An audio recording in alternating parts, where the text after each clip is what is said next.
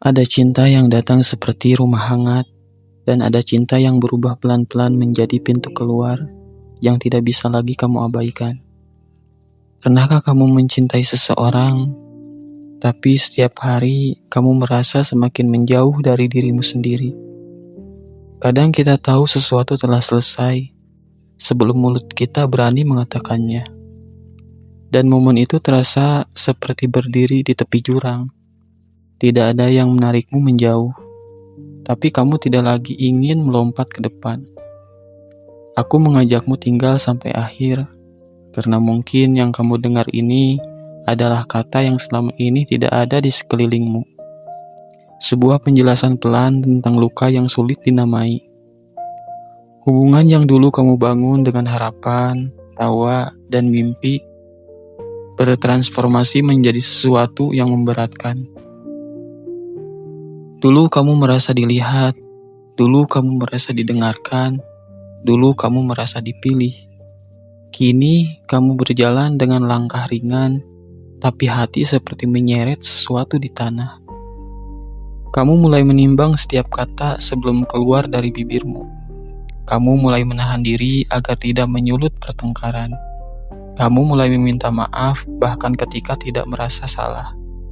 Dan pelan-pelan kamu kehilangan jejak dirimu. Ada suara dalam kepala yang bilang, semua hubungan pasti sulit. Tapi ada suara lain yang perlahan berkata, aku tidak boleh kehilangan diri sendiri dalam proses mencintai seseorang. Di antara dua suara itu, kamu berdiri diam, terjepit, bingung, dan sendirian. Dan tidak apa-apa merasa seperti itu. Tidak apa-apa masih merindukannya. Walaupun kamu tahu hubungan itu tidak sehat. Tidak apa-apa merasa lega dan sedih pada saat yang sama.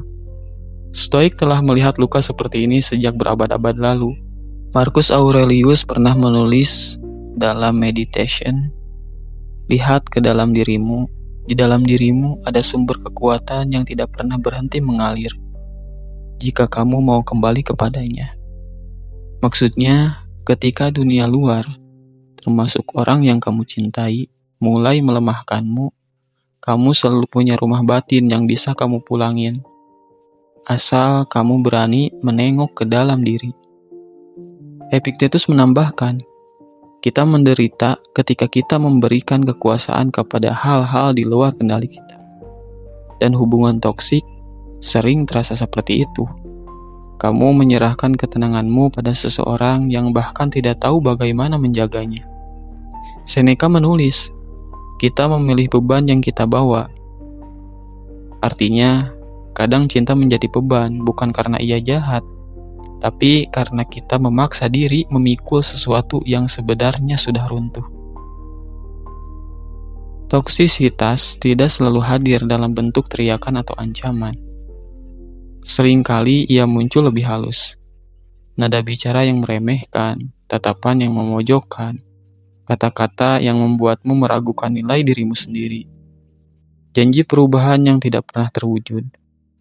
Dan kamu bertahan, karena kamu percaya cinta harus diperjuangkan. Karena kamu ingat momen-momen indah di awal. Karena kamu berharap dia kembali menjadi orang yang dulu kamu kenal. Sampai satu hari kamu sadar bahwa kamu tidak punya ruang lagi untuk bernafas. Bayangkan seseorang berjalan di koridor yang semakin sempit. Setiap langkah memaksa bahunya menyempit. Dia belajar menunduk agar tidak terbentur langit-langit. Dia mulai menyesuaikan diri, bukan demi kenyamanan, tapi demi bertahan. Dan akhirnya, ia lupa bagaimana berdiri tegak. Ketika ia keluar, langkah pertama rasanya salah. Ada ketakutan bahwa ia membuat keputusan tergesa. Ada bayangan tentang seandainya. Ada rasa kehilangan yang nyata. Tapi di sela-sela kegelisahan itu ada satu hal baru muncul perlahan, kelegaan.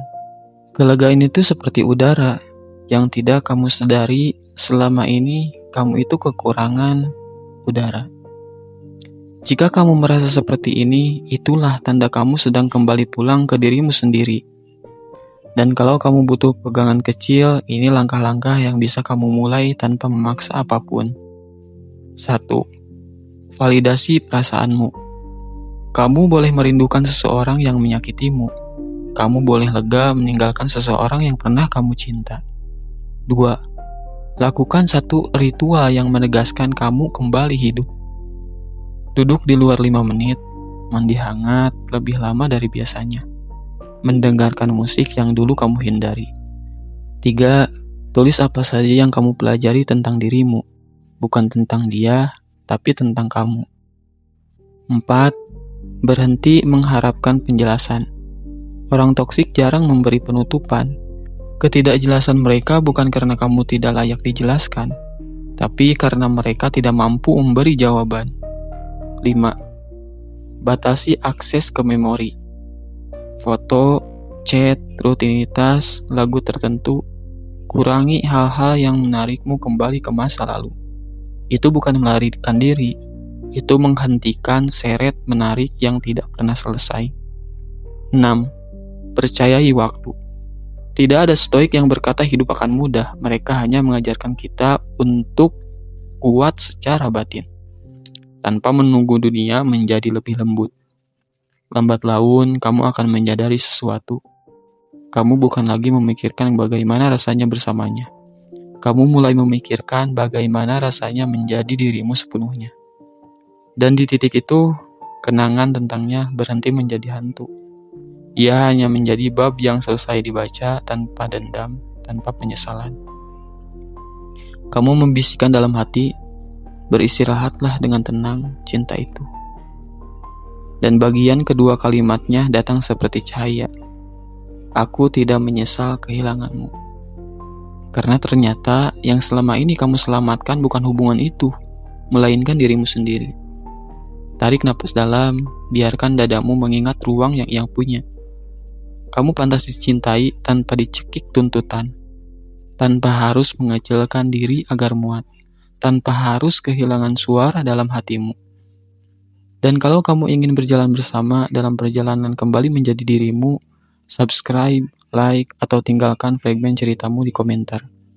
Aku membaca sebagai teman perjalanan, bukan hakim, bukan guru, hanya seseorang yang juga belajar untuk mencintai diri sendiri tanpa rasa takut.